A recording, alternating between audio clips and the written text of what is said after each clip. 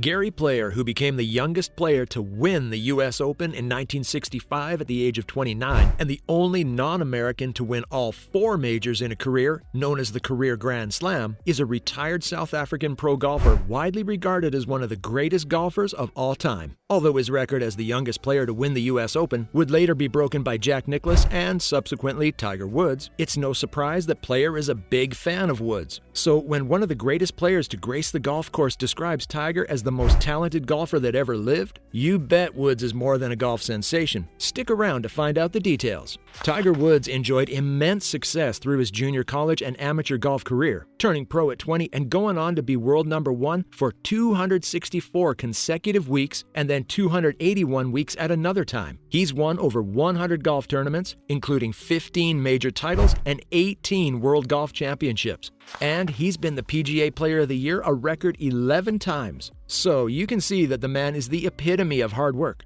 Aside from his record speaking for him, Garry Player, the accomplished South African golfer, believes Woods can still do better than this. And he didn't just say it because he felt like it, he's been there too, so he obviously knows the tips and tricks of the game. Nicknamed the Black Knight and Mr. Fitness, Garry Player had a fantastic golf career during which he won 9 major championships on the Champions Tour and 9 on the regular tour. Following Ben Hogan and Gene Sarazen, Garry became only the 3rd player in golf's history to win the Career Grand Slam, and only Jack Nicklaus and Tiger have performed that feat since. Player, who won over 150 professional tournaments on almost 6 continents over 7 decades, would subsequently be inducted into the World Golf Hall of Fame in 1974. A few of his honors and distinctions include induction into the African American Sports Hall of Fame in 2007 with Lifetime Achievement Award, receiving the Bob Jones Award in 1996 from the United States Golf Association, receiving the 2006 Payne Stewart Award from the PGA Tour, extending his record for most Masters appearances after playing in his 52nd Masters tournament at Augusta National in April 2009,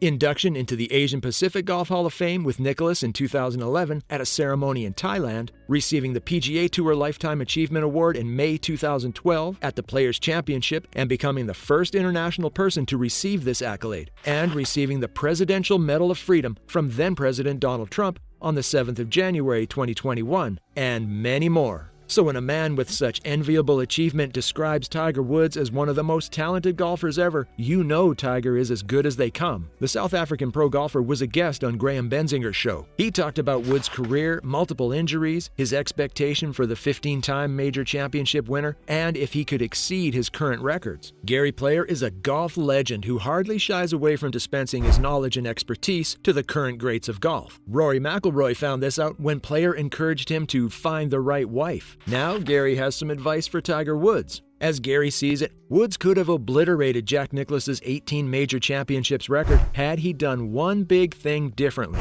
The golf legend said that Woods shouldn't have deviated from the swing he used in winning the 2000 U.S. Open at Pebble Beach Golf Links by 15 shots. If Tiger Woods had just left what he had and never had another lesson, maybe he would have won 20, 22, 24 majors, Garry said. But with his knee and back operations and a few other problems, he's been pretty unlucky. It's no news that Tiger has struggled with back pain and knee injury during his lengthy career. The 15-time major championship winner has a long history of withdrawing from tournaments due to his horrific pain. In May 2010, Tiger ended his Players' Championship prematurely after withdrawing during the final round. Woods thought it was just one of those things he'd usually feel until doctors confirmed that it was more severe than he'd thought. He experienced an inflamed facet joint, but Tiger refused to stay away for long as he played in the Memorial Tournament the following month. In April of the following year, the 47-year-old suffered a recurrence of his left knee injury and was advised by medical practitioners to withdraw from the Wells Fargo Championship as a precautionary measure. It turned out that even the precautionary measure couldn't help him from pulling out of the Players' Championship in May 2011. After the series of injuries, he came up with the idea of changing his shoes to manage part of the problem. But the solution wasn't a solution after all. In March of the following year, he withdrew from the WGC Cadillac Championship. Woods was reluctant to risk any further damage, and in his words, "I did what I thought was necessary." In August 2013, Tiger narrowly missed out on a Barclays win as he finished one stroke adrift of Australian pro golfer Adam Scott. but would suffer a series of back spasms, leaving him hunched on all fours during his final round. Woods needed to use his putter for support to pick up his ball from the hole during the closing stretch. Injury problems returned for Tiger in May 2014 at the final round of the Honda Classic, with the pro golfer playing his first 6 holes at 5 over par before withdrawing at the 13th green due to spasms in his lower back. Then came August 2014, an even less friendly month. Woods was out to defend his WGC Bridgestone Invitational title. Tiger jarred his back in the final round and played the first 8 holes at 3 over par before he was driven off the course in pain.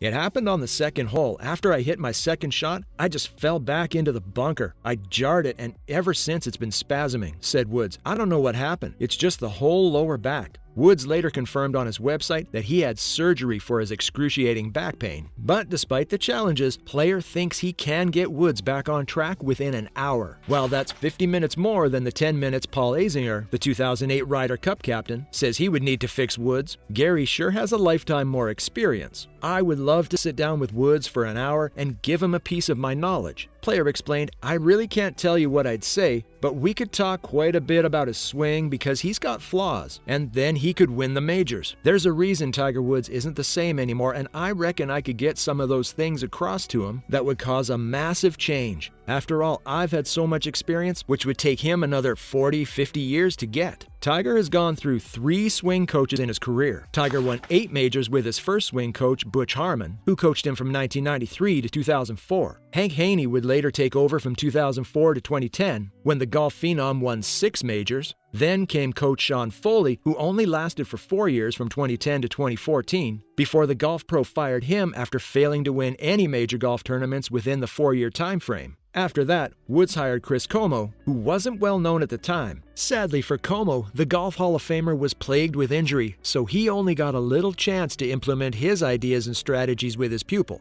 After the duo parted ways in 2017, Woods continued to teach himself and subsequently guided himself to the 2019 Masters title. So it's safe to say he's doing quite well as his own swing coach. Now, the 47-year-old continues to get advice from former golfers and a multitude of analysts who think they know everything there is to know about his swing. However, the South African hopes Woods will make a comeback and win majors, not just for Tiger, but for golf at large. So will he come back as a champion? Player said, I really hope so because golf needs Tiger Woods. So what are your thoughts on Garry Player's opinion about Tiger Woods? Will Tiger make a comeback, or will he hire Garry to make that happen? And we'll catch you in the next one.